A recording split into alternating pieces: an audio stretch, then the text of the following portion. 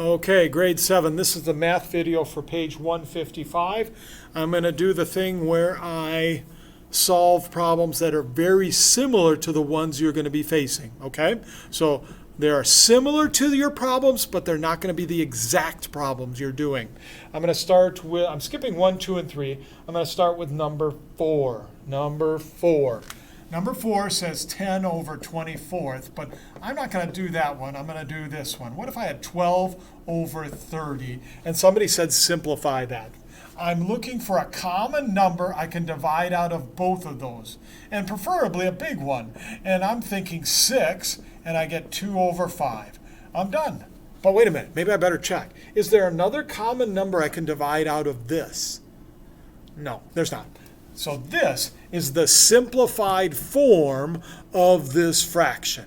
Okay? Let's try a different one. How about something similar to number 5, which is 88 over 104. 88 over 104. Again, I'm not going to do that one, but I'm going to do one similar. What if I had 92 over 110? How would I do that? Well, I noticed that these both end in an even number, so I'm going to divide by 2. What's 92 divided by 2? That goes 4 times 12. Oh, that's 46. And what's 110 divided by 2? I don't know. How about 5? How about 5 again? Oh, it's 55. Can I simplify this any further? Is a common factor I can divide out of 46 and 55? Nope, there's not. So I'm done with that one. Hopefully that helps you with that middle section. That should be review. It's just simplifying fractions. Every one of them can be simplified. Now, what about 8 through 11? Again, I'm not going to do those problems, but I'm going to do something similar to those problems. Something similar to those problems. What if I had something like 10 minus 5 over the top of, how about 20 plus 5? How would I do that? Well, what's 10 minus 5? 5. What's 20 plus 5? 25. Can I simplify these? Yes. Divide by 5 and I get 1. Divide by 5 and I get 5. That's the simplified form. That's the way you're going to handle 8, 9, 10, and 11. Look at 12, 13, 14, and 15.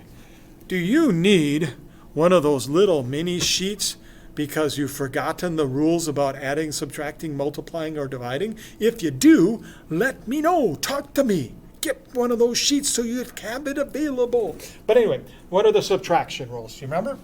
The subtraction rule states, to subtract, you add the opposite of the second number. Sometimes you don't even need that rule. If I wrote 7 minus 5, you all know it's 2, right?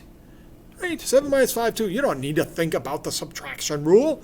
But if I wrote negative 7 minus a negative 5, it might be helpful to think about the subtraction rule. To subtract, we add. What do we add? We add the opposite of this number. What's the opposite of negative 5? Positive 5. And we add it to this number right here. Now we've got the 3-step rule. Thinking about the absolute values, subtract the smaller one from the bigger one, I get a 2. But the question is this positive or negative 2?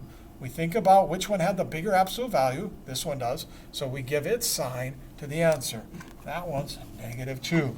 So, a review on the subtraction rules. How about that bottom section? That looks weird. How in the world do we do that bottom section? Well, it's not really that hard. Now, they're mainly thinking about factors of other numbers in that problem. Let me give you an example.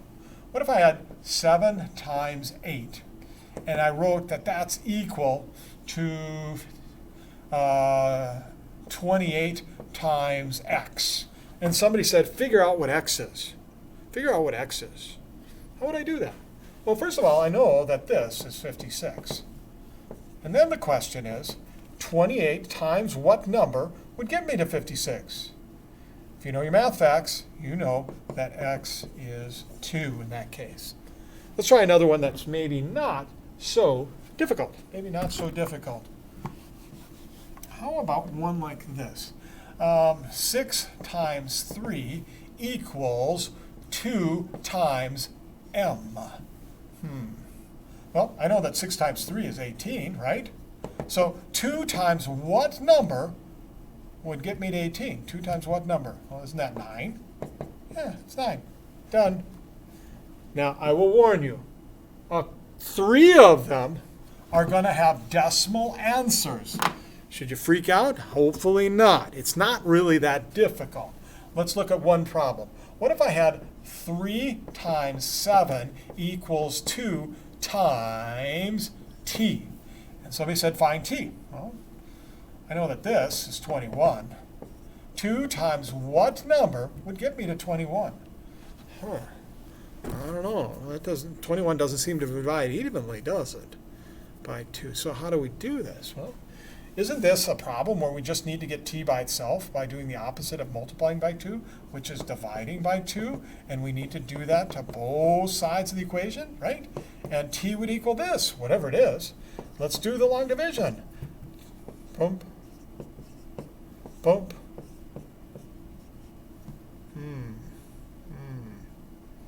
Now what? Well, let's put a decimal point and bring down a 0. Goes into that 5 times. Hey, t is 10.5. T is 10.5. Okay? Any questions? Contact me. Other than that, thank you, 7th graders. Page 155.